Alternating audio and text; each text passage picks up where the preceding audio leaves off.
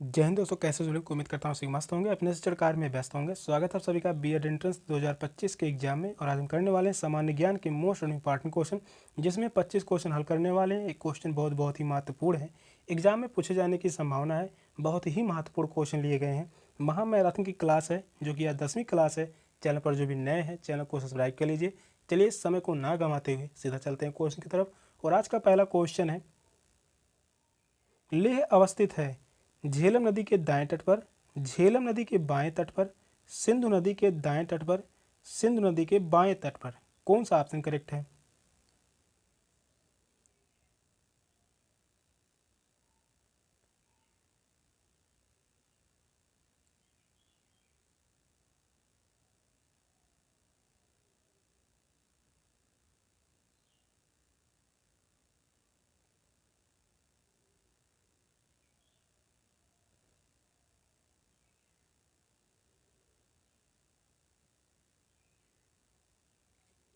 Question पूछा है, लेह अवस्थित है या स्थित है सिंधु नदी के दाएं तट पर। थर्ड ऑप्शन करेक्ट है, सिंधु नदी के दाएं तट पर। और यहाँ पर एशिया की सर्वाधिक ऊंची मौसमी वेधशाला है। यहाँ पर लेह में, या जो है लद्दाख में स्थित है, यानी जम्मू कश्मीर में स्थित है। पहले यही जान लेते हैं, जम्मू कश्मीर में स्थित है। और यहाँ पर एशिया की सर्वाधिक ऊंचाई मौसमी वेधशाला है। सर्वाधिक ऊंचाई पर मौसमी वेधशाला है। थर्ड ऑप्शन करेक्ट है, सिंधु नदी के दाएं तट पर स्थित है। इंपॉर्टेंट है। नेक्स्ट क्वेश्चन है, निम्न में से कौन सा प्रमुख काजू उत्पादक राज्य है? गोवा, महाराष्ट्र, केरल, कर्नाटक। कौन सा ऑप्शन राइट है?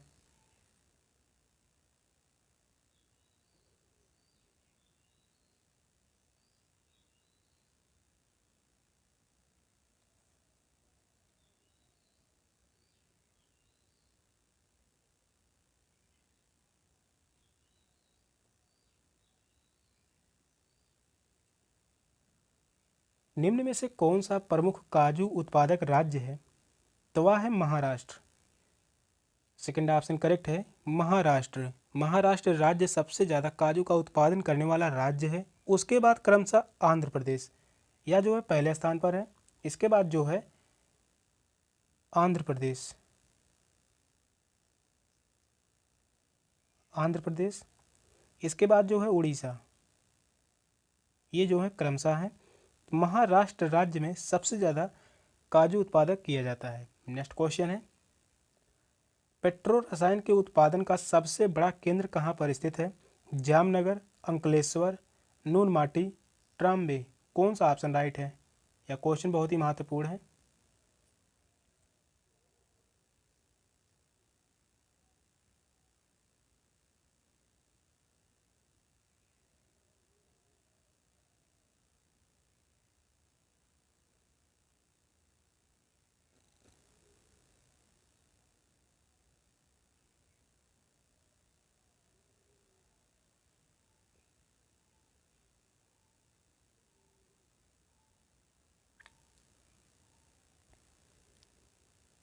क्वेश्चन कह रहा है, पेट्रो रसायन के उत्पादन का सबसे बड़ा केंद्र कहाँ पर स्थित है? यह स्थित है जामनगर में। फर्स्ट ऑप्शन करेक्ट है, जामनगर। जामनगर कहाँ पर है? यह जो है गुजरात राज्य में है। गुजरात राज्य का यह एक जिला है। पेट्रो रसायन के उत्पादन का सबसे बड़ा केंद्र जामनगर में स्थित है। और गुजरात राज्य के जामनगर जिले में क्रूड ऑयल रिफाइनरी है, जिसका स्वामित्व मुकेश अंबानी की रिलायंस इंडस्ट्रीज के पास है। और इसकी स्थापना की बात करते हैं, या जो है इसकी स्थापना हुई थी 1999 में। 1999 को हुई थी। फर्स्ट ऑप्शन करेक्ट है, जामनगर में स्थित है। नेक्स्ट क्वेश्चन है, निम्नलिखित में से कौन सा एक प्रवाल द्वीप है? न्यूमूर, कार निकोबार, अंडमान, लक्षद्वीप। कौन सा ऑप्शन राइट है? यह भी क्वेश्चन इंपॉर्टेंट है।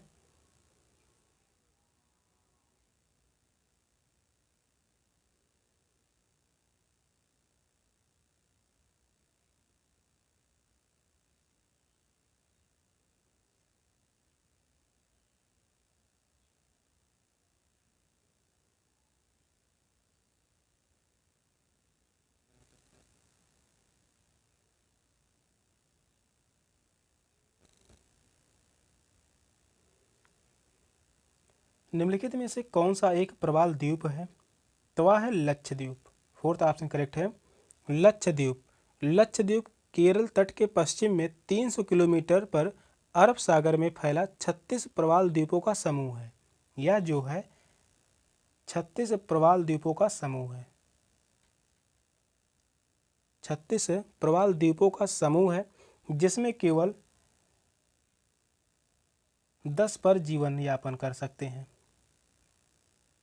जिसमें केवल 10 पर जीवन यापन कर सकते हैं और सामूहिक रूप से यह लक्षद्वीप संघ शासित क्षेत्र है। लक्षद्वीप जो है यह संघ शासित प्रदेश है। संघ शासित प्रदेश है। फोर्थ ऑप्शन करेक्ट है लक्षद्वीप। नेक्स्ट क्वेश्चन है, फ्रांस तथा स्पेन के बीच सीमा बनाने वाला पर्वत है। अपेनाइंस, आल्पस, जूरा, पेरिनीज, कौन सा ऑप्शन राइट है? यह भी क्वेश्चन इंपॉर्टेंट है। क्वेश्चन कह रहा है फ्रांस तथा स्पेन के बीच सीमा बनाने वाला पर्वत है।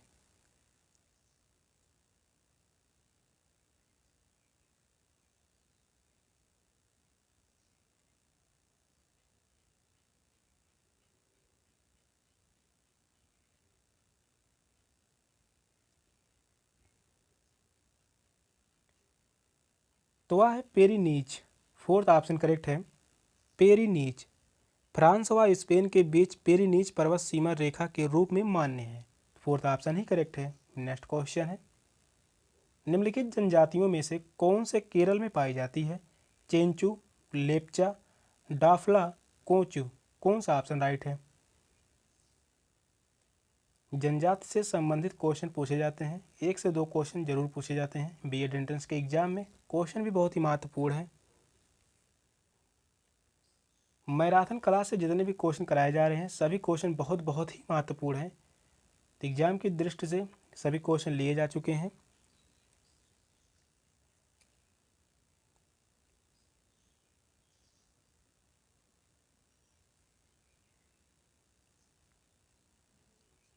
क्वेश्चन पूछा है निम्नलिखित जनजातियों में से कौन सा केरल में पाई जाती है? तो वह है कोंचू जनजाति। फोर्थ ऑप्शन राइट है कोंचू जनजाति केरल में पाई जाती है। बात करते हैं चेंचू, यह जो पाई जाती है उड़ीसा में। उड़ीसा में पाई जाती है। इसके अलावा आंध्र प्रदेश, आंध्र प्रदेश आंध्र प्रदेश में यह जनजाति पाई जाती है। कर्नाटक में भी यह जनजाति पाई जाती है। लेप्चा जनजाति यह सिक्किम में पाई जाती है। सिक्किम में पाई जाती है। इसके अलावा कुछ क्षेत्रों में त्रिपुरा, त्रिपुरा में भी यह जनजाति पाई जाती है। डाफला की बात करते हैं, यह अरुणाचल प्रदेश में पाई जाती है।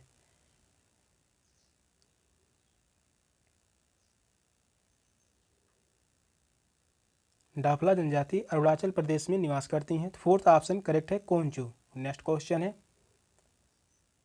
पॉलिटिक्स इन इंडिया पुस्तक के रचयिता कौन है? विद्युत चक्रवर्ती, रजनी कोठरी, रोमिला थापर, ए.के. दुबे, कौन सा ऑप्शन राइट है?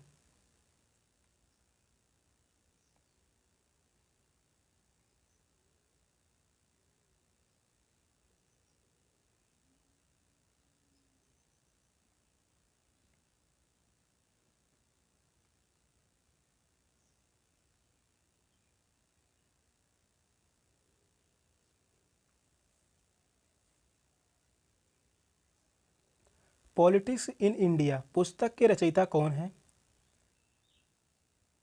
तो वह है रजनी कोठरी। सेकंड ऑप्शन करेक्ट है रजनी कोठरी। नेक्स्ट क्वेश्चन है, हड्डी से निर्मित आभूषण भारत में मध्य पाषाण काल के संदर्भ में प्राप्त हुए हैं। सराय नाहर राय से, महदहा से, लेखिया से, चोपनी मांडो से, कौन सा ऑप्शन राइट है? क्वेश्चन बहुत ही महत्वपूर्ण है।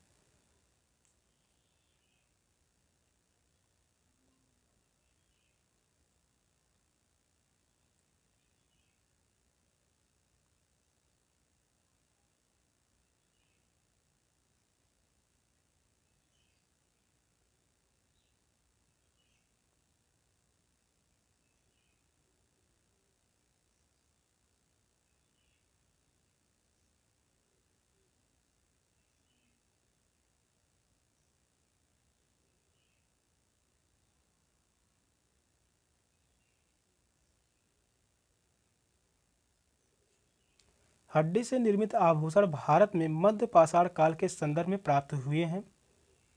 तो वह है महदहा से। सेकेंड ऑप्शन करेक्ट है, महदहा। मध्य पाषाण कालीन स्थल महदहा से हड्डी से निर्मित आभूषण प्राप्त हुए थे और महदहा से प्राप्त प्रमुख उपकरणों में से ब्लेड, खुरचनी, भेदक, चंद्रिका, त्रिभुज, इसके अलावा समलंब चतुर्भुज उल्लेखनीय है। और यहाँ से सींग तथा श्रृंग के बने उपकरण और आभूषण। और सराय नाहर की बात करते हैं, सराय नाहर राय की तुलना में अधिक संख्या में प्राप्त हुए हैं। कहाँ पर? महदहा से। और महदहा स्थल प्रतापगढ़ में स्थित है, या जो है प्रतापगढ़ जिले में स्थित है, प्रतापगढ़ जिला। और यह जिला जो है यह यूपी में स्थित है, यानी उत्तर प्रदेश में स्थित है। सेकंड ऑप्शन करेक्ट है। नेक्स्ट क्वेश्चन है, वैदिक कर्म कांड में होता का संबंध है ऋग्वेद से, यजुर्वेद से, सामवेद से, अथर्ववेद से? कौन सा ऑप्शन करेक्ट है?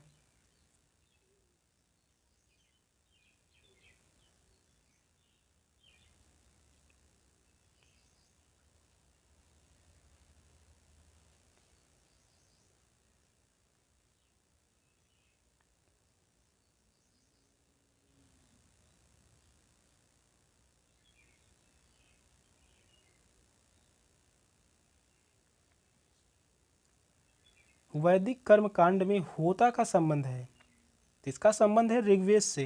फर्स्ट ऑप्शन राइट है, ऋग्वेद से संबंधित है। ऋग्वेद का ऋत्विक यानी वेद संबंधी कार्य करने वाला व्यक्ति होता कहलाता था और होता का कार्य देवताओं को यज्ञ में आहूत करना तथा ऋचा पाठ करते हुए स्तुत करना था।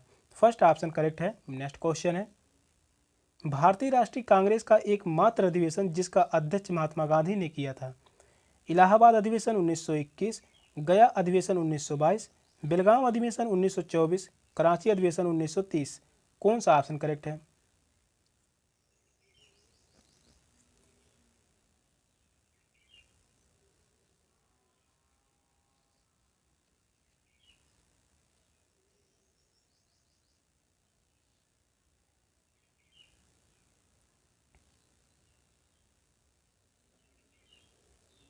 क्वेश्चन इंपॉर्टेंट है, काफ़ी बार यह एग्जाम में पूछा जा चुका है, वनडे एग्जाम में भी यह क्वेश्चन पूछा जाता है। क्वेश्चन कह रहा है भारतीय राष्ट्रीय कांग्रेस का एकमात्र अधिवेशन जिसकी अध्यक्षता महात्मा गांधी ने की थी, वह अधिवेशन है बेलगांव अधिवेशन 1924। बेलगांव अधिवेशन 1924। यह बेलगांव कहाँ पर है? यह कर्नाटक में स्थित है, कर्नाटक में स्थित है। और बेलगांव अधिवेशन कब हुआ था? 1924 में। दिसंबर 1924 में कर्नाटक के बेलगांव में आयोजित भारतीय राष्ट्रीय कांग्रेस का 40वां राष्ट्रीय अधिवेशन यानी एकमात्र अधिवेशन महात्मा गांधी की अध्यक्षता में संपन्न हुआ था। थर्ड ऑप्शन करेक्ट है। नेक्स्ट क्वेश्चन है, निम्न में से किस एक को लाला लाजपत राय ने अपना राजनीतिक गुरु बना था? गैरीवाल्डी को, विवेकानंद को, दादा भाई नौरोजी को, मैजनी को? कौन सा ऑप्शन करेक्ट है? क्वेश्चन यह भी बहुत ही महत्वपूर्ण है, जितने भी क्वेश्चन लिए जा चुके हैं क्वेश्चन बहुत बहुत ही महत्वपूर्ण है।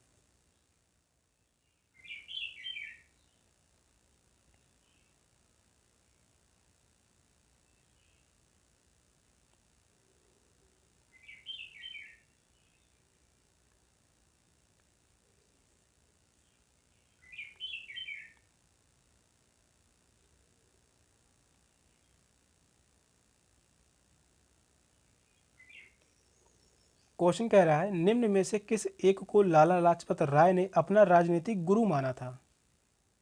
तो वह है मेजनी को। फोर्थ ऑप्शन करेक्ट है, मेजनी को। लाला लाजपत राय ने मेजनी को अपना राजनीतिक गुरु माना था और मेजनी इतावली राष्ट्रवादी थे, या जो हैं इतावली राष्ट्रवादी थे, इतावली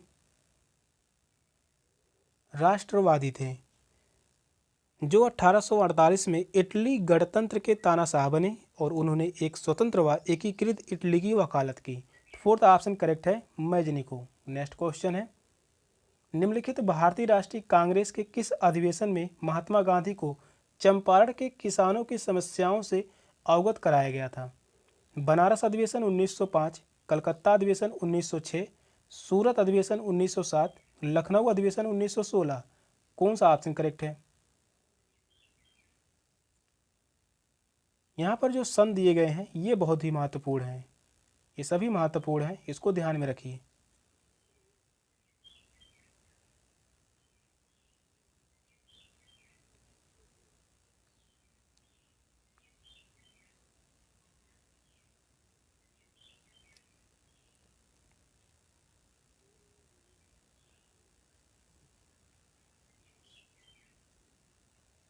क्वेश्चन कह रहा है निम्नलिखित भारतीय राष्ट्रीय कांग्रेस के किस अधिवेशन में महात्मा गांधी को चंपारण के किसानों की समस्याओं से अवगत कराया गया था?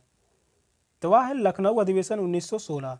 फोर्थ ऑप्शन करेक्ट है, लखनऊ अधिवेशन 1916। लखनऊ अधिवेशन कब हुआ था? यह बहुत ही महत्वपूर्ण है, 1916 में। और कांग्रेस के 1916 के लखनऊ अधिवेशन में ही महात्मा गांधी के किसान नेता राजकुमार शुक्ला की मुलाकात हुई थी। यहीं पर लखनऊ अधिवेशन में ही राजकुमार शुक्ला से मुलाकात हुई, यह पूछा जा चुका है। राजकुमार शुक्ला, महात्मा गांधी से किसान नेता राजकुमार शुक्ला की मुलाकात हुई थी, जिन्होंने उन्हें चंपारण के किसानों की समस्याओं से अवगत कराया था। फोर्थ ऑप्शन करेक्ट है। यहाँ से पूछा जाता है सूरत अधिवेशन कब हुआ था? 1907। कलकत्ता अधिवेशन 1906। बनारस अधिवेशन 1905। नेक्स्ट क्वेश्चन है, सुभाष चंद्र बोस ने स्वतंत्र भारत की अंतरिम सरकार की स्थापना की घोषणा की थी? 21 अक्टूबर 1943 को, 22 अक्टूबर 1943 को, 23 अक्टूबर 1943 को, 24 अक्टूबर 1943 को। कौन सा ऑप्शन करेक्ट है? क्वेश्चन यह भी बहुत ही महत्वपूर्ण है।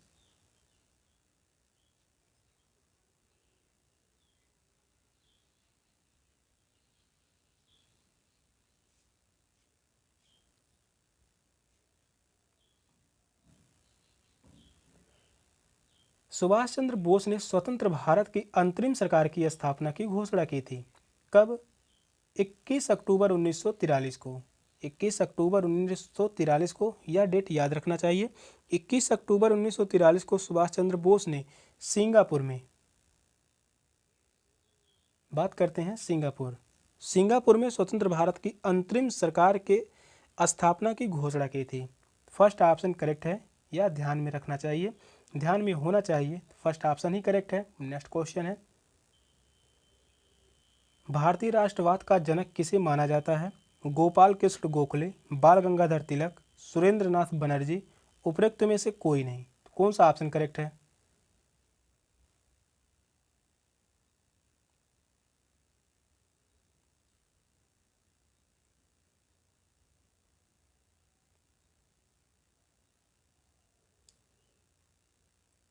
क्वेश्चन कह रहा है भारतीय राष्ट्रवाद का जनक किसे माना जाता है? तो वह है बाल Gangadhar Tilak. Second option correct है, बाल गंगाधर तिलक। उग्रवाद के महान स्तंभ बाल गंगाधर तिलक को भारतीय राष्ट्रवाद का जनक माना जाता है। नेक्स्ट क्वेश्चन है, छत्तीसगढ़ की सीमा उभयनिष्ठ नहीं है महाराष्ट्र के साथ, बिहार के साथ, उड़ीसा के साथ, आंध्र प्रदेश के साथ। कौन सा ऑप्शन करेक्ट है?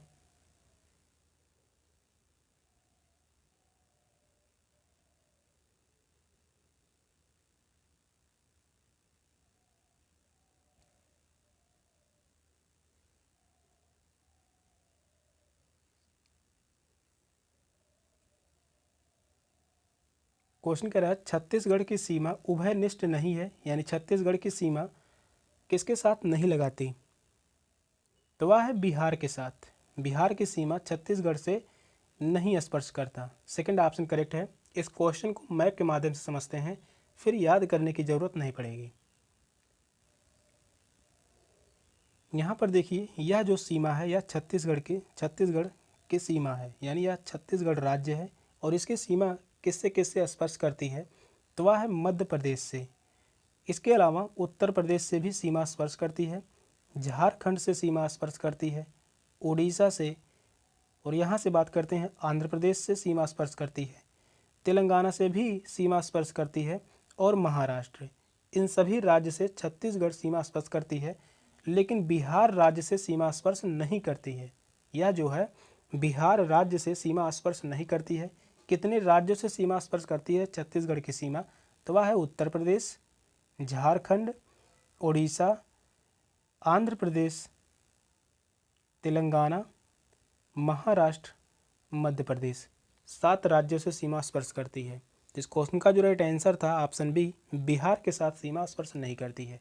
नेक्स्ट क्वेश्चन है, तो यहाँ पर सेकंड ऑप्शन करेक्ट था, बिहार के साथ। नेक्स्ट क्वेश्चन है, गोविंद वल्लभ पंत सागर जलाशय स्थित है उत्तर प्रदेश में, छत्तीसगढ़ में, झारखंड में, उत्तराखंड में। कौन सा ऑप्शन करेक्ट है? क्वेश्चन बहुत ही महत्वपूर्ण है यह।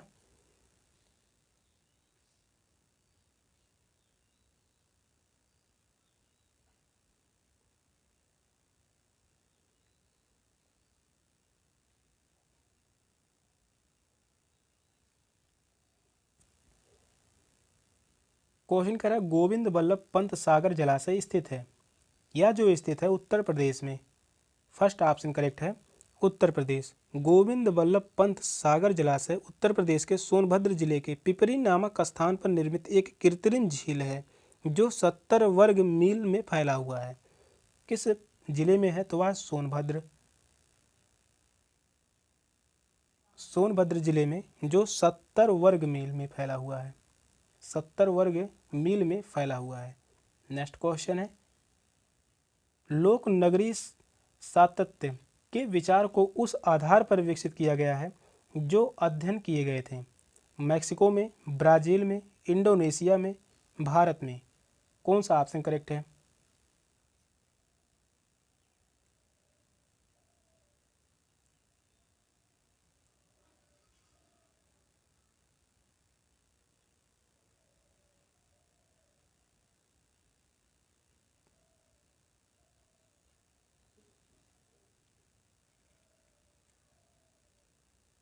क्वेश्चन इंपॉर्टेंट है। क्वेश्चन कह रहा है लोक नगरी सातत्य के विचार को उस आधार पर विकसित किया गया है जो अध्ययन किए गए,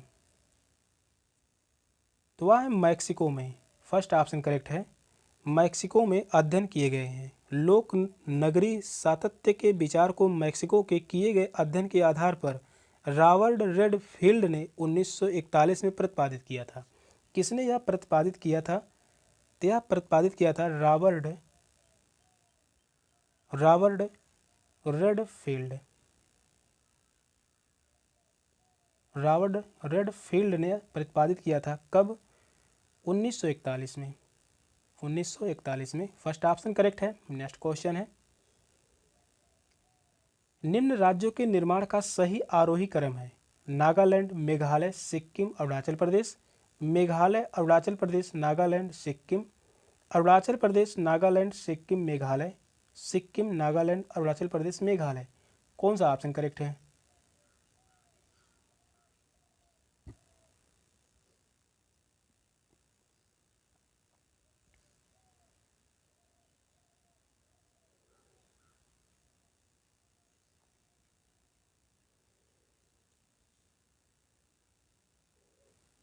यह क्वेश्चन बहुत ही महत्वपूर्ण है। क्वेश्चन कह रहा है निम्न राज्यों के निर्माण का सही आरोही क्रम क्या होगा?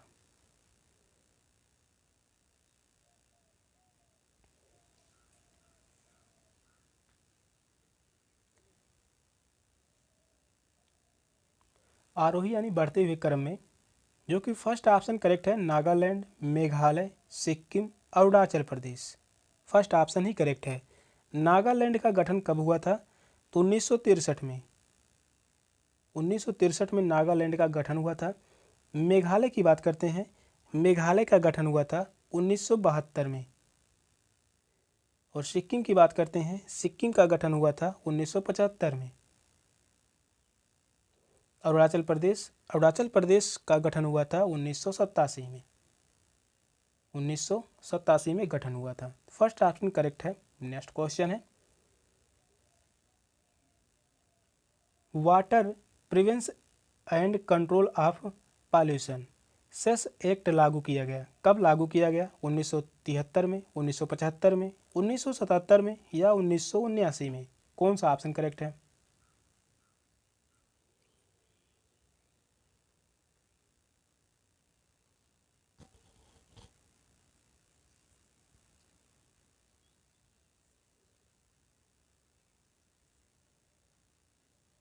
क्वेश्चन कह रहा है water prevention and control of pollution cess act लागू किया गया। यह लागू किया गया था 1977 में।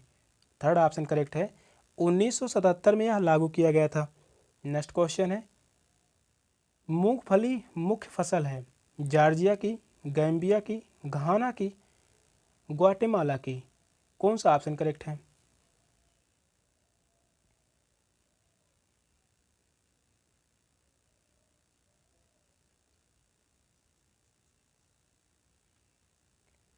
स्टैटिक जीके से संबंधित क्वेश्चन है जो कि 20 से 25 क्वेश्चन पूछे जाते हैं। क्वेश्चन बहुत ही महत्वपूर्ण होते हैं। क्वेश्चन कह रहा है मूंगफली मुख्य फसल है कहाँ की? गैम्बिया की। सेकंड ऑप्शन करेक्ट है, गैम्बिया। मूंगफली गैम्बिया की मुख्य फसल है। सेशन का लास्ट क्वेश्चन था। क्वेश्चन कैसे लगे कमेंट में जरूर बताइएगा। चैनल पर नए हैं, चैनल को सब्सक्राइब कर लीजिए। मिलते हैं क्लास में, तब तक के लिए बाय बाय, टेक केयर, जय हिंद।